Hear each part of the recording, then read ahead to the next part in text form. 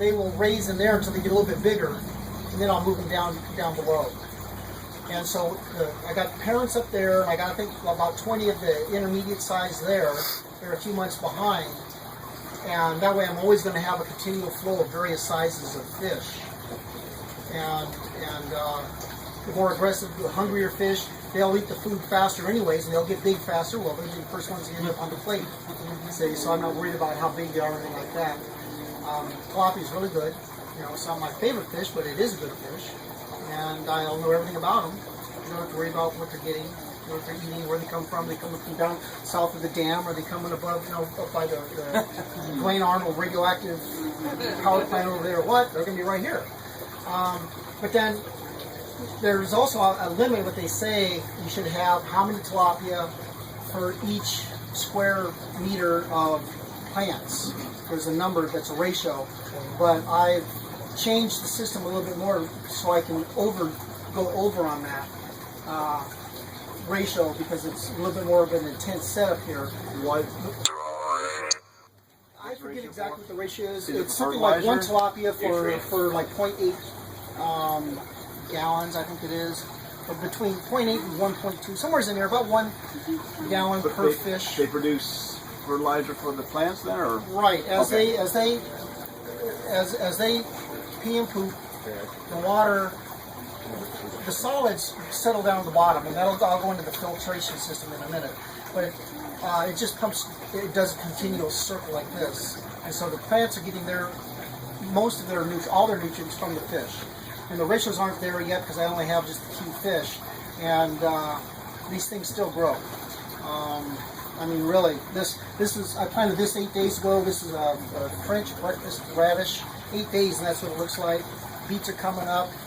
And the only reason I planted them here was because I was wanting to transplant more outside, and then I have a continual supply of them.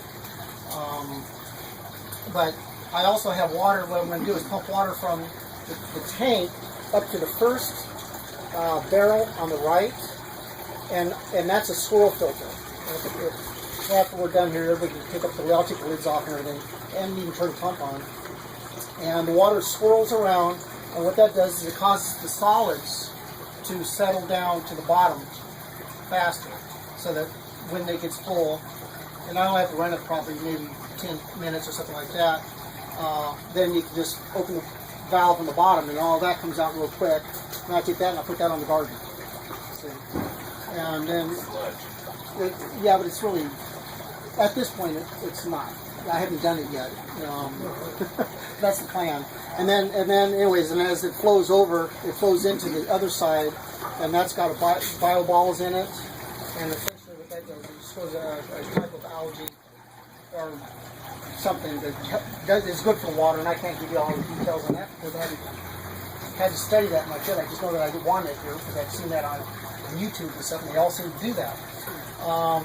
I call it polishing the water, making the water better for the plants, and so the plants can take the nitrites out of the water, turn back into the nitrates, I guess, and that's good for the fish. So you have a closed loop system here that works in nature, which is really cool. So I'll run the whole system. When I turn that on, it'll only take me about 15 minutes to go through everything. It might take an hour. I'm curious, like, so in a desert climate or something, right? Do you have to do your own pollination then, if like you need for plants that need that? It would help. That's how hard it is. I mean, because you need bees and stuff to do some pollination. Right, but in here, because I'm in here all the time. That's the problem. And I'm always doing something, so I'm shaking them enough. And as you can see, they're pollinating. So that'll do the job. Okay. Yeah. Okay. If they need to be pollinated, then I'm not going to put bees in here. Right. So that's why our fans, yeah, and just shake them a little bit, and then they'll self-pollinate like that. And all of these, everything in here is heirloom seeds. There's no GMO stuff here. There's no crossbreeding or anything like that. And I'm gonna let some things like up there. I've got some lettuce that's about ready to go to seed, or it's gone to seed. And when it's all dried and everything, I'll just cut it off. I'll hang it upside down, wait, and then I'll just shake it off into a newspaper, and now I've got seeds for next year. Now I'm sure I'll have more than I need, so then I can start storing it or trading it or selling it or something like that. But everything I have, from peas to cabbage, lettuce, choy, bok choy, chards, tomatoes. I mean, I've got I think 20, 22 different plants that I planted and started. So everything I started in here was going outside. I didn't think I had some melons and some gourds that weren't butternut squash. That's what it was. It didn't seem to do too good, and I started that little garden thing out here as kind of, well, I got to do something with it.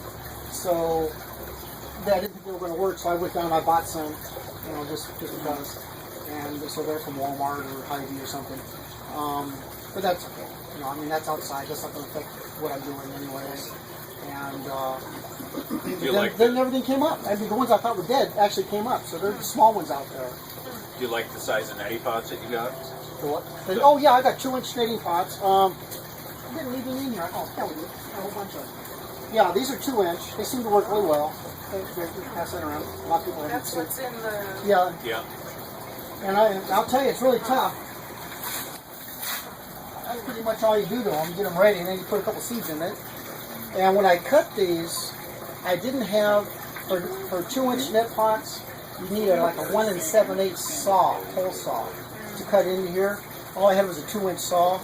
So they hold sometimes they want to fall through, so I just started sticking nails in here, or toothpicks or something, to hold them up in place.